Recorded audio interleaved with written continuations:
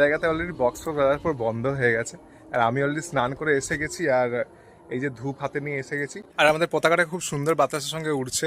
এই যে দেখো পতাকাটা কত সুন্দর আছে দেখতে, আর বাতাসটাও খুব সুন্দর হচ্ছে, যেটা দেখতে খুব সুন্দর লাগছে, বেশ সুন্দর লাগছে। আর এখানে আমাদের সেকেন্ড পতাকা যেটা আটকে গেছে, উড়তে পারছে না, এটাও দেখতে খুব সুন্দর লাগছে।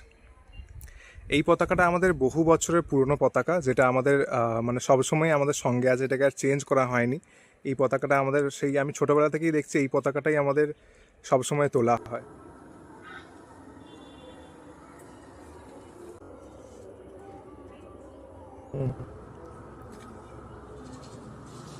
উফ, প্রচুর গরম লাগছে, আর আমাদের পতাকা তোলাও হয়ে গেল জাস্ট। তো কেমন লাগলো আমাদের ইন্ডিপেন্ডেন্স ডে সেলিব্রেশন অবশ্যই কমেন্ট করে জানিও। আর এখন আমাদেরকে চটপট যেতে হবে একটু মায়ের ওখানে, কারণ মায়ের ওখানে আজকে একটা ইন্ডিপেন্ডেন্স ডের জন্য একটা ভাবছি এটা শ্যুট করবো একটা।